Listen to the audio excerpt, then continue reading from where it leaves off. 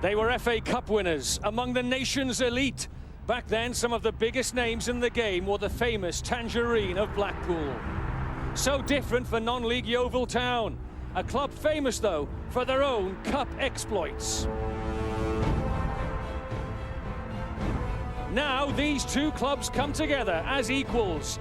Their histories put to one side. Promotion to the Championship beckons as both seek to claim a new future. It's a beauty! Oh, what a goal! What a sensational strike! Oh,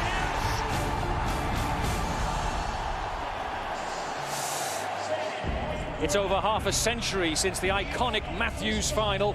The location is the same, and you'd like to think the late wing wizard would approve of the makeover. 54 years on, new generations of supporters head for the rebuilt Wembley Stadium for a winner-take-all final. It's almost 30 years since Blackpool played in the top two divisions of English football. Yeovil have it all before them. They've never been so high in league football. Blackpool bring their biggest support to a game since Stanley Matthews was tormenting left-backs. They've won 9 in a row. Will it be a perfect 10? Yeovil have emptied their Somerset town. Population 40,000. Most of them are here now in North London. Blackpool in those famous tangerine shirts that they've worn all through their history, and Yeovil Town looking to complete what would be the most astonishing rise, really, from the Conference to the Championship in 5 seasons. Wembley is a sea of Blackpool tangerine and Yeovil green.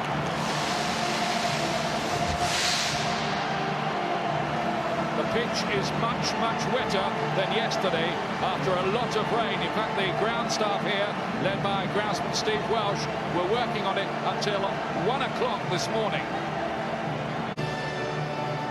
They've made the long journey in the rain to be here today. They're proud to be here today, both of these sides. Lord Mawini, the chairman of the Football League, and Kevin Warren, the managing director of Coca-Cola Enterprises, being introduced to the two sides. Nathan Jones, the skipper of Yeovil, the stand-in skipper. It's very bad luck on Terry Skiverton, the normal captain, who's had a groin injury lately. He is fit again, but not fit again to start the game. He will be on the bench. And a word too for Paul Terry, brother of Chelsea's John Terry, who nearly made it, but not quite. Astonishing recovery from a cruciate injury for him. He has been training with the boys, but not really considered after 4.5 months out. Take no chances on these occasions. Everybody wants to play and be desperate to be out there, but it's a big occasion, one you'll never get the chance to do again, maybe, and to take risks, you just don't do it on an occasion so important. Blackpool on their best run for 70 years, able to keep the side which won the semi-final against Oldham. Strikers Andy Morrell and Keegan Parker have hit 8 goals between them in the last 3 games. Yeovil too are unchanged after their 5-goal spree at Forest. But the midfield man Chris Cohen, a bit of a drama with him. He needed a pain-killing injection this morning for his injured groin and will need an operation on Tuesday. Skipper Terry Skiverton is fit again, but only makes the bench, with Australian Scott Guyatt keeping his place. On a much wetter surface, Blackpool looking to make it 10 wins on the bounce, and if they do that, it would be the greatest run in the history of the club. Here's Barker, who scored with a crucial header in the semi-final against Oldham. He's got a role as well today as Barker, the right back. They don't have a substitute goalkeeper, and if Rahubka, the goalkeeper, should get injured, Barker will have to go in goal. Apparently he's a bit nifty in training. All outfield players think of that in training. Doesn't matter when you get out there. Strange the stories that unfold, of course, at Wembley over the years. Southern, who plays it back. Jackson, whose experience might be vital for Blackpool at the back. They've been scoring lots of goals, but they are struggling to keep clean sheets, Blackpool, even on this run. None in the last 6 games. Jorgensen. Good driving run from Jorgensen, and it's deflected, and it's gone wide. Could have gone absolutely anywhere. Well, he does provide the creation in there, Jorgensen. He's direct. He knows exactly what he wants to do. He wants to commit defenders, and he does that. Steadies himself, and luckily for Yeovil, big deflection. But look at the desire, the willpower to get past. Big deflection. Gets Yeovil out of trouble. The wide acres of Wembley. Wes Hoolahan. Lovely ball. Forbes! And he's put it into the side netting. Beautifully worked, and that's what Wes Hoolahan's all about. It certainly is. So much awareness, so much ability to want to join in and take possession of the ball. Get him there, threads it through. Could have squared it there. Morel in a terrific position, but look at that. Weight perfect, and it's an acute angle, and the goalkeeper had got it covered. Barker sliding it in to Keegan Parker. That's Keith Southern. Robbie Williams, who likes a pop with his left foot, and he'll have one too! Well, he's already scored 4 times in his short spell with Blackpool from left back, this guy.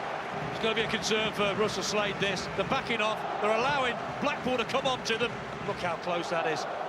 Slices a little bit off the outside of his foot. It's a long way out, but it's well worth an effort. Oh, now it's Nathan Jones, who has gone with Brighton, but that's too short for Davis. And look at the space here for Barker, and now Keegan Parker. Far post, Morel couldn't quite reach it. Otherwise, Blackpool were in front. Oh, now they combine well again.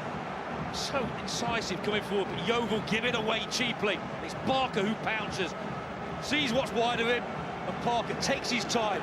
Tries to deliver the killer ball to him, just too high for him, just a little bit too much pace on him. But again, just get him behind. Yeovil far too easily, and he knows how close that was. Here is Hoolahan. Great work from him, too long for Parker, not too long for Forbes here! It's a super block from the other Forbes, Terrell. How quickly did he get across to spot this danger? Again, it's Hoolahan. Lovely little ball in, eludes everybody. Not a bad first touch, but look at that. Pace, bravery, just gets that vital block. First touch, could have been a little bit better, but don't take anything away from that block. Well, here's the change.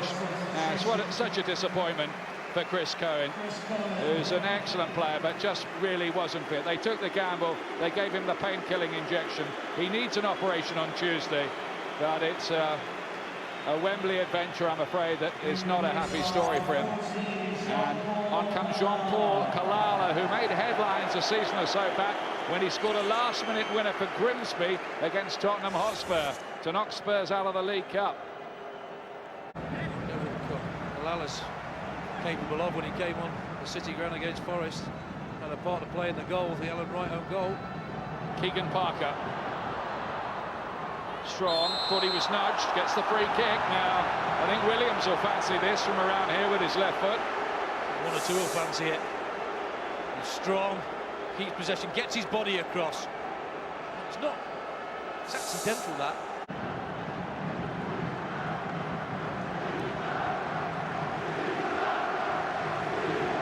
Blackpool fans come to life. They sense this might be a big moment here just before half-time. It is Robbie Williams. Oh yes, Robbie Williams! Let me entertain you! Blackpool are ahead! Well, I'll tell you, he's not very happy about that. The goalkeeper, Mildenhall, he's not happy with his wall at all. His arms went up in the air, look at him, not happy at all. And it's not a good wall, it breaks up. And it's not the greatest to strike, it goes round, it goes waist high, and that's poor. It's a poor setup of the wall, and they were so disappointed to concede that. If it goes in the top corner, yeah, you have got a problem, but when it's like that, and it goes below waist high, round the wall, it breaks up, that's poor. And they've got a crucial one here. to put Yeovil on the back foot again, but they've been on the back foot already in these playoffs and come back. Look at this from Jones. He's taken out of it by Barker, and it's Yeovil's turn to get a free kick, and Barker's turn to get a yellow card. Giants come forward from the back. That'll be the last action. It is Davis, and it's a splendid save from Rahubka. Well, he's had nothing to do, has he? Rahubka, watching the game from the back, good quality, sees it late and gets a good big hand. It's a decent effort, this. Curling away from him, he's dipping under, and that is a good save. Davis deep this time. That's half-time. Blackpool crucially have nosed ahead, and Robbie Williams is the player who's done it with a free kick. Stewart. Davis says, leave this to me. And it's cut out by Michael Jackson, who's had heartbreak many times in the playoffs in his time. He wants to put that right today. Now then, look at the freedom here for Parker. Tries to bend one, oh, and he's done it too! It's a superlative goal from Keegan Parker, and Blackpool are 2-0 up and on their way to the championship, you'd think. What were Yeovil doing there? They've just totally switched off, they've lost concentration, and they've allowed him acres of space to do exactly what he wants to do. Nobody near him. You think, well, close him down. Nobody does. 0-0, over him. Fantastic finish. How did he get that much time, that much space? It is major quality. Fantastic finish. Maybe a little bit too far off his line, Milton Orr, but take nothing away from this finish. Special. Now Jones. Again, Jorgensen working very, very hard, as is Keith Southern in there, just to deny Yeovil any platform. And here the freedom of Wembley for Keegan Parker again. Narrow angle and a fine save this time from the goalkeeper, Steve Mildenhall. Well, acres of room for his goal on the opposite flank, this time on the right-hand side. He knows Morrow's in there, but he thinks, well, I'm tight to pick him out, I'll have a go myself. Tries to get it across the goalkeeper, does the right thing, and he's confident, isn't he? Why not? There, Morrow, you see him coming in, wanted it. It'd been hard to thread it through to him. Here's Houlihan. Morrell, top scorer for Blackpool, and it's a save again from Mildenhall, who at the moment is playing those Blackpool strikers on his own, it seems. Lynch, the new boy, into Gray.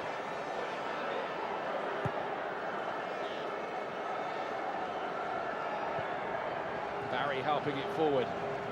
Here he is again. Now then, here's Wayne Gray. Cuts it back well, and there surely was a goal, and it bounces over. They can't believe it. Marcus Stewart, of all people, he had to score. Massive moment in the game. Biggest moment for Yeovil in the game by a distance. Doesn't he do well here? Gets right to the byline. You think he's at full stretch, but look at the delivery. Brilliant. You think it's just going to be an empty net. And how he's headed it down into the ground to get it over the bar on a sodden pitch, I don't know. He's trying to do too much with it, and he knows that's maybe the chance that has cost his team. They know it as well. You expect anybody could score that goal. Marcus Stewart be the man. Stewart plays it in once more time. Jones will have to play go fetch, and the clock says there are, what, quarter of a minute to go. Jones still full of running. Terrific stuff from him. Gray was on the end of it, couldn't quite direct it towards goal. Even this late, look at this. Lynch now, he pulls it back, and Blackpool still can't relax. Maybe now they can. That is it. Switch on the illuminations early this year. Blackpool are promoted and back on their way to the big time. They deserved it. 2-0, and they've done it with the greatest run in the club's history of 10 straight wins. Yeovil Town didn't really quite get started, or was it a case of they weren't allowed to get started? Blackpool on their way up the 107 new Wembley steps, led by captain Michael Jackson.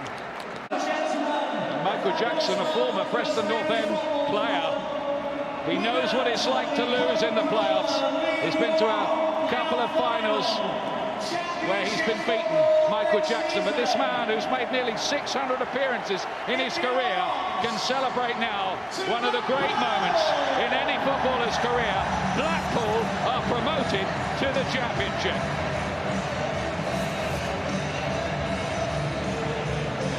No better feeling, believe me, than being on a balcony like that, holding aloft any trophy. What you dream about as a player.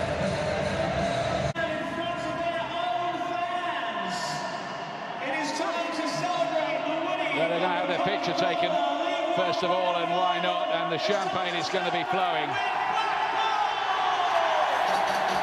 The future is tangerine, I think, for them. You can't explain to people what a fabulous moment it is as a player to be involved in those sort of celebrations. Euphoria is unbelievable because that's what you play the game for, to win, to be a winner. There's no better feeling than you've become one. Sir Alex Ferguson wrote in his book that alcohol had no part to play in a footballer's life. I think it does at moments like this, doesn't it? Without a doubt. Not that it gets drunk, it's squirted over everybody, but I'm sure there'll be one or two libations drunk later. I think they got a few gulps in there, don't worry about that. And well deserved too. Long, hard season. And who would have thought it when Blackpool was struggling earlier in the campaign?